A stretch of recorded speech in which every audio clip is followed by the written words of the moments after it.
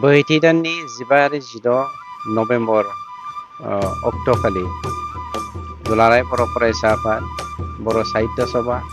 आरो बर' हारिमु आफादा मोनसे गेदेरथार गिबि खेबनि थाखाय बर'लेण्ड महा उत्सव दिल्लीयाव खुंनाय जादों। बे महा उत्सवनि गेजेरजों बर' हारिया बेसेबां गेरेमसा हारि, बिनि राव हारिमु थुनलाइ आसारखान्थिया बेसेबां जौगानाय, बेखौ मुलुग दरबाराव जों सिनायथि होनो थाखाय बे मोनथाम आफादा बर' हारिनि जानानै खामानि मावनायखौ आं खोब गोजोननाय मोनदों आरो आंनि न'खरनि आरो आंनि जानानै आं साफ्रोमबो बर' हारिनिसिम बे सुइसेस जासिबाय आरो साफ्रोमबो बर'आनो जायफ्रा हायो थांनानै बर' हारिखौ सिनायथि होनो थाखाय बयबो बाहागो लायो, बेखौ आं गुरैयै खावलायनाय थाबाय। बोहैथि दाननि 15 आरो 16 नभेम्बर अक्ट'खालि दुलाराय बर' फरायसा आफाद, बर' साहित्य सभा आरो बर' हारिमु आफादा मोनसे गेदेरथार गिबि खेबनि थाखाय बर'लेण्ड महा उत्सव दिल्लीयाव खुंनाय जादों। बे महा उत्सवनि गेजेरजों बर' हारिया बेसेबां गेरेमसा हारि, बिनि राव हारिमु थुनलाइ आसारखान्थिया बेसेबां जौगानाय, बेखौ मुलुग दरबाराव जों सिनायथि होनो थाखाय बे मोनथाम आफादा बर' हारिनि जानानै खामानि मावनायखौ आं खोब गोजोननाय मोनदों आरो आंनि न'खरनि आरो आंनि जानानै आं साफ्रोमबो बर' हारिनिसिम बे सुइसेस जासिबाय आरो साफ्रोमबो बर'आनो जायफ्रा हायो थांनानै बर' हारिखौ सिनायथि होनो थाखाय बयबो बाहागो लायो, बेखौ आं गुरैयै खावलायनाय थाबाय। बोहैथि दाननि 15 आरो 16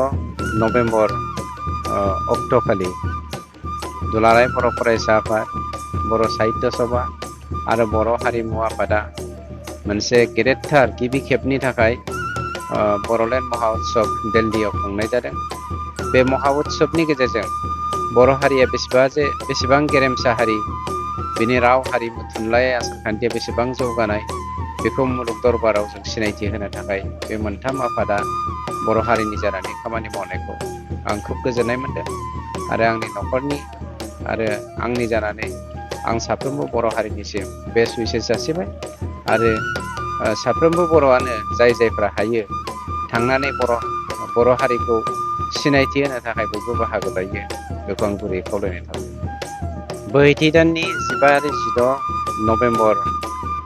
अक्ट'खालि दुलाराय बर' फरायसा आफाद, बर' साहित्य सभा आरो बर' हारिमु आफादा मोनसे गेदेरथार गिबि खेबनि थाखाय